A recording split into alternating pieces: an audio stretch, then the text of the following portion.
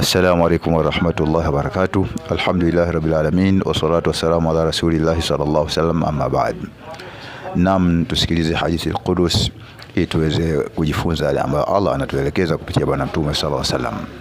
Hadithi hii an Anas ibn Malik radhiyallahu anhu qala, ni kutoka kwa Anas ibn Malik, Allah mwerazi, anasema Anas, sami'tu Rasulullah sallallahu alaihi wasallam yaqul, nimemsikia mjumbe wa Allah juu yake rehema na amani akisema, qala Allahu ta'ala, amesema Allah aliyetukuka, ya ibn Adam, ewe mwanadamu, innaka ma da'awtani wa rajautani, muda ambao wewe utaniomba mimi na utataraji kwangu, ghafartu laka ala ma kana minka wala ubali, nitakusamehe yale uliokuwa nayo na wala sitajali.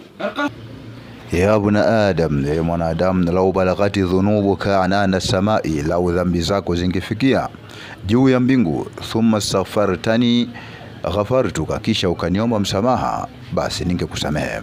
Ya ibn Adam, ya mwanadamu, innaka lau ataitani biqurabil ardi khataya, lau utanijia mimi, lau ungenijia na ujazo wa ardhi makosa, dhambi zilizojaa ardhi, thumma laqitani la tushriku bi shay'an, kisha ukakutana na mimi hadi ya kuwa hunishirikishi na kitu chochote, la ataituka biqurabika maghfiratan, basi ningekujia kwa ujazo wa dhambi hizo kwa msamaha, yani ningekusamehe pamoja na kuwa umekuja na uzito wa dhambi ambazo zimejaza ardhi ama dunia.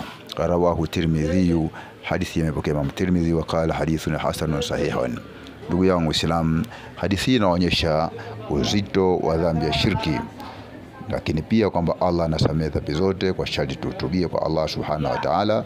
Lakini kama itatokea mtu atatenda dhambi nyingi kwa kiasi chochote kile, basi ukiwa hakuna katika dhambi hizo dhambi ya shirki, Allah anaahidi kuwa mtu huyo atamsamehe dhambi zake, wala hatojali kutazama uzito wa dhambi zake, maadamu ndani ya dhambi hizo hakuna dhambi ya shirki. Basi tujiepushe ndugu zangu na dhambi kubwa, dhambi ya kumshirikisha Allah subhanahu wa ta'ala.